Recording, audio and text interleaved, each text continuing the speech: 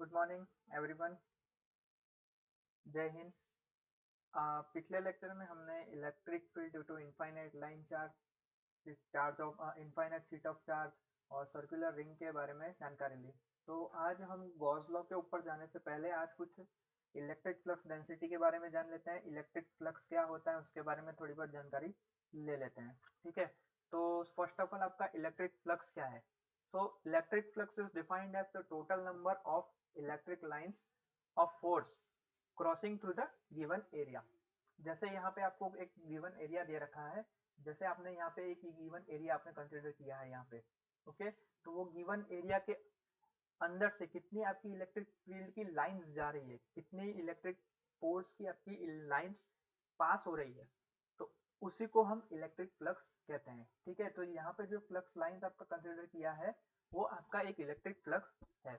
ठीक है, और जो इलेक्ट्रिक फ्लक्स है वो एक स्केलर क्वांटिटी है। ओके, और उसकी यूनिट आपकी है न्यूटन मीटर स्क्वायर पर कूलम, यानी ओके। तो इलेक्ट्रिक फ्लक्स के बारे में हमने देखा कि इलेक्ट्रिक फ्लक्स क्या है। जितना भी एरिया आपको गिवन है उतने एरिया के अंदर आपकी फोर्स की कितनी इलेक्ट्रिक लाइंस जा रही है, तो वो इलेक्ट्रिक लाइंस को आप क्या कहते हैं, इलेक्ट्रिक फ्लक्स कहते हैं। ओके, तो इलेक्ट्रिक फ्लक्स हमारा इतना टॉपिक था। अब नाउ हम इलेक्ट्रिक फ्लक्स डेंसिटी देख लेते हैं। इलेक्ट्रिक फ्लक्स डेंसिटी क्या है।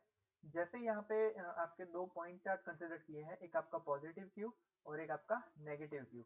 जैसे यहाँ पे आपको फिगर में बताया गया है, तो आपका जो पॉजिटिव चार्ज है वो फ्लक्स लाइन यहाँ से ओरिजिनेट हो रही है और नेगेटिव चार्ज तक आपकी लाइंस जा रही है किसी एक ट्यूब के माध्यम से। ठीक है, अब यहाँ पे हमने एक यूनिट सरफेस एरिया कंसिडर किया है।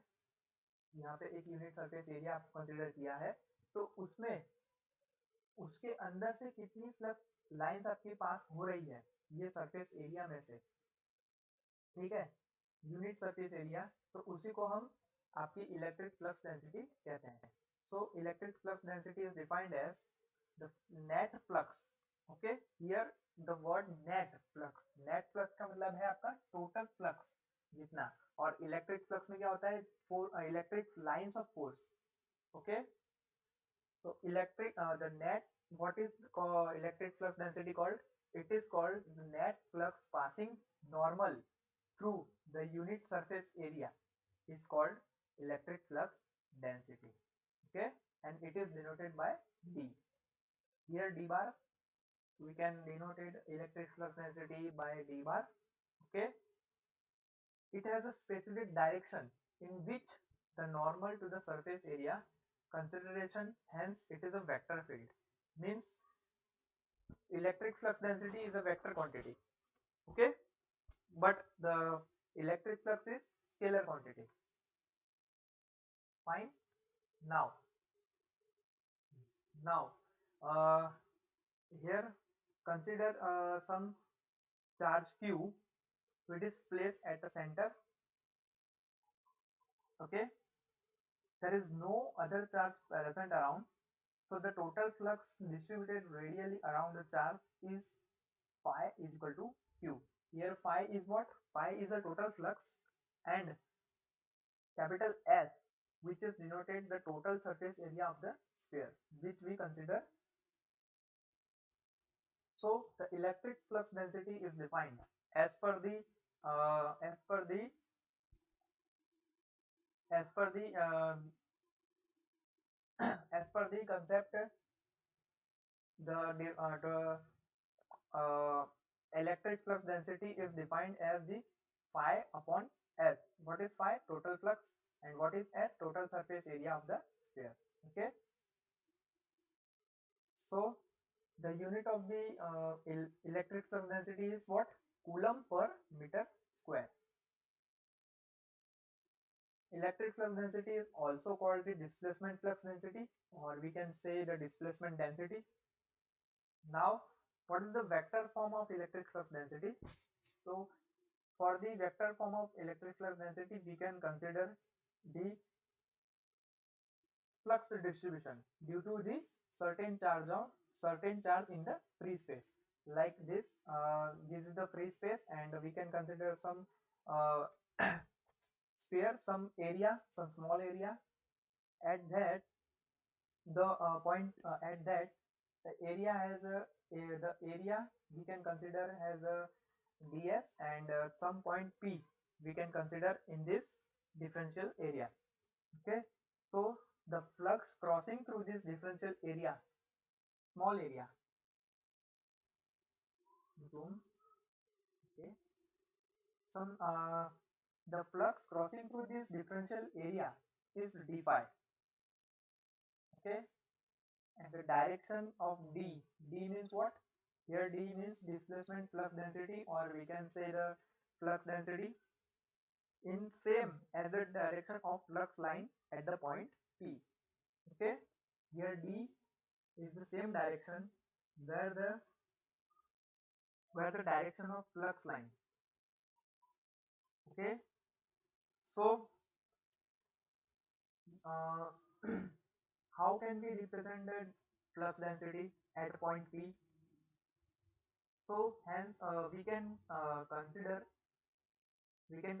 flux density at a point p, and we will be represented in the vector form as here d is equal to d phi upon ds into an. What is an? An is a unit vector in the direction normal to the differential surface area. Okay, so here is the vector form of electric flux density. Simple है आपका जो एक sorry आप एक space में आप एक छोटा सा एरिया कंसिडर कर रहे हैं जिसमें आपका ds है, उसका एरिया है। ओके, और वो एरिया में आप एक पॉइंट p कंसिडर कर रहे हैं, तो आपका जो इलेक्ट्रिक फ्लक्स डेंसिटी है आपकी, तो वो इलेक्ट्रिक फ्लक्स डेंसिटी का जो डायरेक्शन है वो क्या है आपकी, जहाँ जिस लाइन में आपका फ्लक्स फ्लो हो रहा है उसी लाइन में आपका इलेक्ट्रिक फ्लक्स डेंसिटी भी है। ओके, तो हमें सिंपल करना है कि आपका जो भी इलेक्ट्रिक फ्लक्स डेंसिटी है वो कैसे डिफाइन होगा आपका, psi upon D psi upon D S into A N. A N क्या है आपका, यूनिट वेक्टर है आपका डिफरेंशियल सरफेस एरिया में, यूनिट वेक्टर है आपका। यहाँ पे डी फाई क्या है, total flux line crossing normal to the differential area, और डी एस क्या है आपका, डिफरेंशियल सरफेस एरिया। ओके, तो ये आपका वेक्टर फॉर्म है इलेक्ट्रिक फ्लक्स डेंसिटी का। नाउ हम electric flux density due to point charge Q, जैसे हमने इंटेंसिटी हमने देखी थी पॉइंट चार्ज से, ऐसे ही हम electric flux density due to point charge देखेंगे। तो यहाँ पे क्या है, हम एक पॉइंट कंसिडर कर रहे हैं positive Q which is placed at the centre of imaginary sphere of radius R. यहाँ पे हमने एक स्फीयर कंसिडर किया है, तो यहाँ पे स्फीयर में आपका एक हमने पॉजिटिव क्यू चार्ज को प्लेस किया है, तो ये आपका इमेजिनरी स्फीयर है। इमेजिनरी मतलब हमने यहाँ पे सिर्फ इमेजिन किया है कि यहाँ पे एक स्फीयर है, ओके, जिसकी रेडियस आपकी आर है। So the flux line originating from the point charge q are directed radially outwards, and the magnitude of the flux density at any point on surface is total flux upon total surface area is called तो electric flux density. तो यहाँ पे जो हमारी flux line है positive Q के कारण वो कैसी, बाहर की तरफ है। ओके, ऐसा हमने कंसिडर किया है कि बाहर की तरफ है। ओके, और यहाँ पे हमने स्फीयर के अंदर एक स्मॉल एरिया हमने कंसिडर किया है।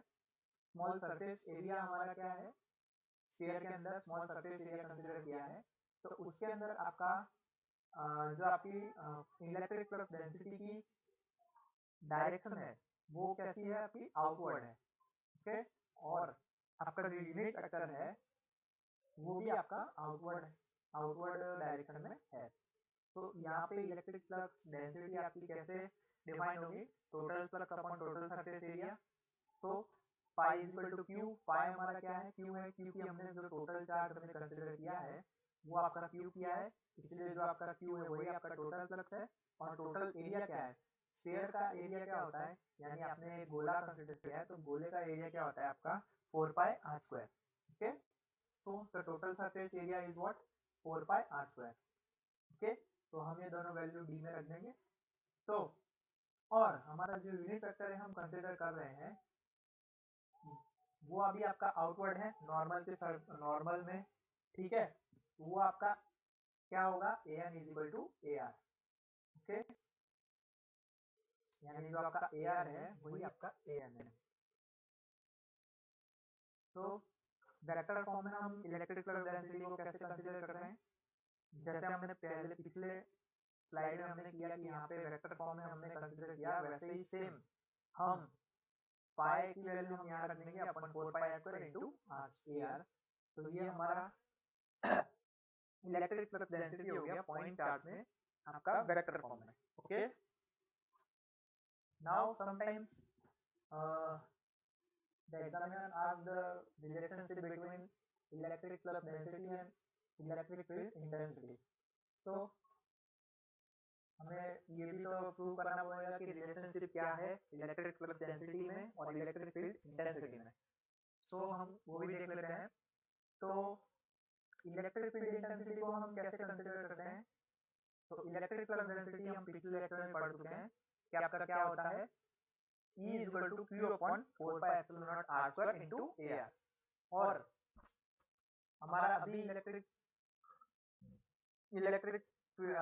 फ्लक्स डेंसिटी हमने पढ़ा, तो इलेक्ट्रिक फ्लक्स डेंसिटी की वैल्यू क्या रहेगी हमारी, Q upon 4 pi epsilon naught R square, Q upon 4 pi R square into AR, okay. तो ये जो इक्वेशन है यानी 3.4.3 और ये जो हमारा इलेक्ट्रिक फील्ड इंटेंसिटी है, उन दोनों को हम डिवाइड करेंगे एक दूसरे से, ओके। तो हमारा क्या आ जाएगा, फ्री स्पेस के लिए हमारा जो relationship between electric flux density and electric field intensity is given bye d bar is equal to epsilon naught E bar, okay। Thus the D and E are related through the permittivity। If the medium in the which charge is located other than the free space having the relative permittivity epsilon r, then what, यहाँ पे अगर आपका free space में अगर आपका कोई भी charge है, कोई भी पॉइंट है, तो वो फ्री स्पेस में नहीं है, उसके अलावा किसी मीडियम में है, तो आप यहाँ पे रिलेटिव परमिटिविटी भी कंसीडर करेंगे। तो मीडियम की रिलेटिव परमिटिविटी क्या होगी आपकी, एप्सिलॉन आर। तो यहाँ पे आप क्या लिखेंगे, D is equal to epsilon 0 epsilon R into E. तो यहाँ पे एप्सिलॉन 0 एंड एप्सिलॉन आर क्या है आपकी, एप्सिलॉन हो जाएगा, ओके। और यहाँ पे आपको कुछ इंपॉर्टेंट ऑब्जर्वेशन जो आपके कंसीडर में आने चाहिए वो क्या है कि जो आपका डी और ई है वो दोनों की डायरेक्शन आपकी सेम होगी, ठीक है। और जो डी और ई है यानी इलेक्ट्रिक फ्लक्स डेंसिटी और इलेक्ट्रिक फील्ड इंटेंसिटी है, वो रिलेट कैसे कर रहे हैं एक दूसरे से, through the permittivity of the medium जहाँ पे आपका चार्ज लोकेट है, ओके। तो ये आपकी रिलेशनशिप थी दोनों के बीच में।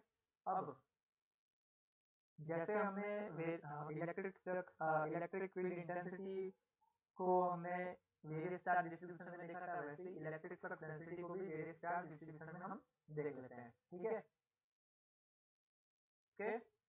तो सबसे फर्स्ट ऑफ ऑल आपका लाइन चार्ज। तो लाइन चार्ज में आपका जो चार्ज डेंसिटी है वो कैसे कंसीडर होती है, रोएल कूलम पर मीटर, ये हम पिछले लेक्चर में इंटेंसिटी में भी पढ़ चुके हैं। इसीलिए आपका जो चार्ज है, टोटल चार्ज है जो आपका लाइन के साथ अलॉन्ग होगा वो कितना होगा आपका, Q is equal to rho L dl, okay. Integration of rho L dl, integration with respect to L। L क्या है आपकी टोटल लाइन, यानी आपकी कितनी लंबाई की लाइन है वो आपका कंसीडर यहाँ पे होगा, ओके। लेकिन हम D है जो उसको कैसे कंसीडर करते हैं, Q upon 4 pi R square into AR। तो यहाँ पे Q की वैल्यू रख देंगे हम। और अगर हमारा लाइन चार्ज, हमारा जो लाइन हमने कंसीडर करी है वो इनफाइनाइट होती है, तो E हमारा कैसे डिराइव होता है, तो E हमारा डिराइव होता है कुछ इस तरीके से, rho L upon 2 pi epsilon R AR।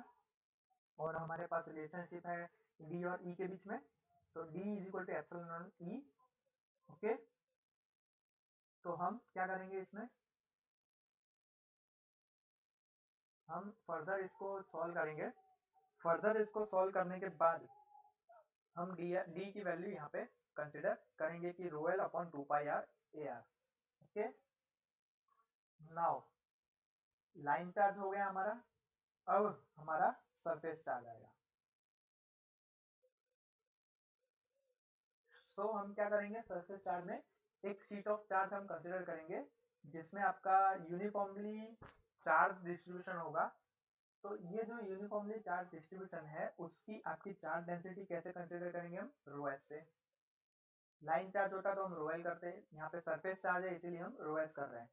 और कूलम पर मीटर स्क्वायर उसका यूनिट है। तो total area, total charge on surface is given by Q is equal to what, rho S D S. जैसा हमने इलेक्ट्रिक फील्ड इंटेंसिटी में देखा था वैसे इस यहाँ पे होगा।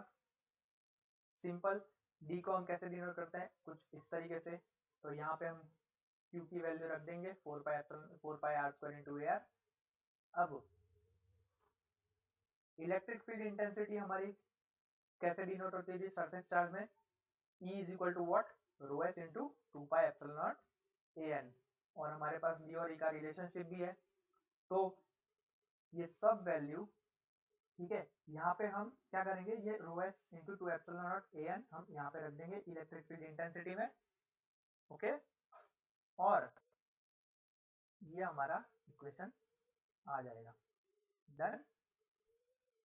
ओके, तो सरफेस चार्ज भी हमारा डन हुआ। अब नाउ हम वॉल्यूम चार्ज के बारे में, वॉल्यूम चार्ज आते हैं।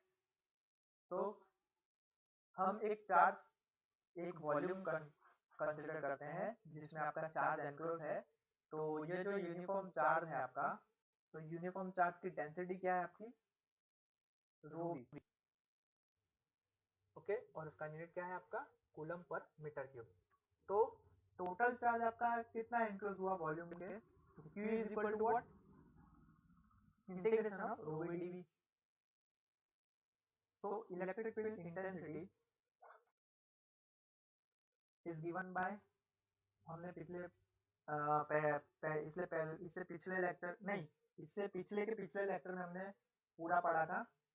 ठीक है, तो वॉल्यूम चार्ज हम इलेक्ट्रिक फील्ड इंटेंसिटी जब होती है तो कैसे कंसिडर करते हैं, rho V D V upon 4 pi epsilon naught R square into A are.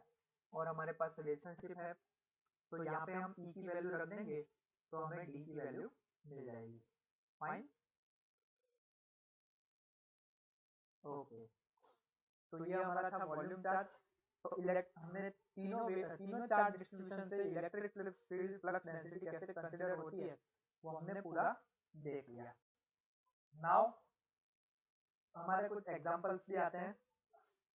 तो जैसे यहाँ पे एक एग्जांपल है आपका कि determine the electric flux density D at the point of 403 if there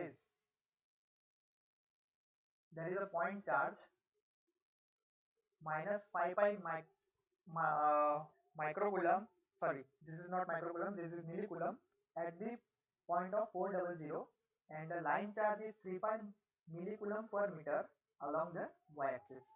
तो कुछ ऐसा दे रखा है आपको कि इलेक्ट्रिक फ्लक्स डेंसिटी रहती है आपको पॉइंट, कुछ आपको पॉइंट दे रखा है 403, और 403 का मतलब क्या है, ये एक्सर्ट प्लेन में। कैसे पता चले, क्योंकि y एक्सिस आपका वो 0 है, यानी जो आपका पॉइंट कंसिडर किया वो x और z प्लेन में आपका कंसिडर किया है। तो यहाँ पे आपको पॉइंट चार्ज दे रखा है, पॉइंट चार्ज आपको कितना दे रखा है, एक माइनस 5 पाई मिली कूलम, और पॉइंट दे रखा है आपको x एक्सिस पे 400। ओके, तो यहाँ पे हमने एक फिगर कंसिडर करी, एक लाइन चार्ज हमने कंसिडर किया। ठीक है, क्योंकि आपको यहाँ पे रो एल की वैल्यू दे रखी है 3 पाई मिली कूलम पर मीटर। ओके, तो ड्यू टू पॉइंट चार्ज हमारा D1 क्या होगा, D1 हमारा होगा Q upon 4 pi R square into A R. Okay, यहाँ पे R कैसे हम फाइंड करेंगे, क्योंकि हमें ए आर फाइंड करना है, तो A R is equal to what, R upon mod R. Okay, तो हम R अपॉन आर भी फाइंड करेंगे और मोड आर भी फाइंड करेंगे। तो R कैसे फाइंड होगा, तो यहाँ पे आपको दो पॉइंट दे रखे हैं, तो 4 minus 4 into A x plus 0 minus 0 into A Y plus 3 minus 0 into A Z. तो ये 0 हो गया, ये 0 हो गया और ये 3 ए जेड हो गया। तो आर की वैल्यू हमारे पास क्या आई, 3 ए जेड, और आर मोड आर की वैल्यू क्या है हमारे पास 3। ओके, तो ए आर की वैल्यू हमारे पास क्या आई, 3 ए जेड अपॉन 3, तो 3 3 कैंसिल हो जाएगा, तो ए जेड बार। ओके, सो D1 में हम क्या करेंगे, आपको यहाँ पे पूरा Q की वैल्यू दे रखी है आपको, देन 4 पाई आपके पास है, देन आपका आर स्क्वायर, यानी ये जो रूट मीन स्क्वायर करेंगे हम आर का, तो रूट मीन स्क्वायर कैसे करेंगे हम आपका under root of, okay, root mean square कैसे कर, सॉरी आर स्क्वायर करना है हमें, रूट मीन स्क्वायर नहीं करना है। आर स्क्वायर कैसे करेंगे हम, जो आर की मोड आर की वैल्यू है उसे स्क्वायर कर देंगे, यानी 3 का स्क्वायर करेंगे, and then is that done. तो आपको यहाँ पे पॉइंट चार्ज की वैल्यू क्यू की वैल्यू दे रखी है आपको -5 पाई मिली कूलम में, इसलिए 10⁻³ और divided by 4 pi into R square into A Z. तो आपकी वैल्यू क्या आएगी, पाई से पाई कैंसिल हो गया, देन फर्दर आप सॉल्व करेंगे तब आपकी वैल्यू आएगी 138.88 माइक्रो कूलम पर मीटर स्क्वायर। ओके, ये तो आपका हो गया लाइन चार्ज। अब आप, ये तो आपका हो गया, देन आपका क्या दे रखा है, लाइन चार्ज भी दे रखा है आपको अलोंग द बाय एक्सिस। तो आप क्या करेंगे, एक पॉइंट कंसीडर करेंगे लाइन चार्ज पे, क्योंकि आपको वाई वाई पे कोई पॉइंट नहीं दे रखा, लेकिन आपको चार्ज लाइन चार्ज आपको सीधा दे रखा है, इसीलिए आप एक पॉइंट कंसीडर करेंगे 0y0, और पी पॉइंट से इस पे क्या इफेक्ट हो रहा है वो आप फाइंड करेंगे। ओके, तो सेम आपको आर फाइंड करना है। आर कैसे फाइंड करेंगे, 4 - 0 3 - 0, ओके, तो ऐसे, और वाई एक्सिस पे है, इसीलिए जो ये पॉइंट पी से वाई पे, वाई से सॉरी वाई के पॉइंट से पी पॉइंट पे आपका कितना इलेक्ट्रिक फील्ड जा रहा है, तो वो इलेक्ट्रिक फील्ड आपका एक ऊपर की तरफ, यानी एक आपका क्रॉस में जाएगा, एंड देन जो पी पॉइंट से आपका वाई पॉइंट पे आपका इलेक्ट्रिक फील्ड लग रहा है वो ऊपर से पी से वाई की तरफ जाएगा, तो दोनों एक दूसरे को कैंसिल आउट करेंगे। इसीलिए जो आपका वाई कंपोनेंट है, जो आपका वाई कंपोनेंट है उसे हम निगलेक्ट कर देंगे, तो यहाँ पे आपका वाई कंपोनेंट नहीं आएगा, तो 4ax + 3ay, okay, mode are simple है आपका अंडर रूट ऑफ 4² + 3² तो 5 आएगा। ओके, तो यहाँ पे आप वैल्यू रखेंगे उसकी, जो आपका ए आर की वैल्यू आप 4ax + 3ay/5 वैल्यू रखने के बाद ये आपका इलेक्ट्रिक फील्ड इंटेंसिटी आ गया। अब आपका electric field density, flux density आप में हमारे पास रिलेशन है, तो यहाँ पे आप क्या करेंगे, आप यहाँ पे जो आपकी वैल्यू आई वो वैल्यू सारी पुट करके यहाँ पे आप आंसर लिख लेंगे। ओके, तो टोटल आपकी इलेक्ट्रिक फ्लक्स डेंसिटी कितनी हुई ड्यू टू पॉइंट ए, और आपने जो ये वाई यानी इनफाइनाइट लाइन आपने जो कंसिडर करी उस पर कोई पॉइंट कंसिडर किया, तो उससे टोटल आपका इलेक्ट्रिक फ्लक्स डेंसिटी कितनी होगी, तो D1 + D2, तो आपका D1 जो आया, ओके, प्लस आपका जो D2 आया वो, फाइन, ओके, डन। तो ये हमारा इलेक्ट्रिक फ्लक्स डेंसिटी कंप्लीट होता है पूरा। अब नेक्स्ट लेक्चर में हम गॉस लॉ पढ़ेंगे। ओके, क्योंकि गॉस लॉ से पहले आपको इलेक्ट्रिक फ्लक्स डेंसिटी क्या है, इलेक्ट्रिक फ्लक्स क्या है, इसके बारे में जानना जरूरी था। लाइन चार्ज क्या हो, लाइन चार्ज क्या और डिस्ट्रीब्यूशन से क्या होता है, electric flux density surface charge से क्या होता है, तो ये सब पढ़ना जरूरी था, इसीलिए ये टॉपिक आपका बहुत ही इंपॉर्टेंट था। अब नेक्स्ट लेक्चर में हम गॉस लॉ के बारे में जानकारी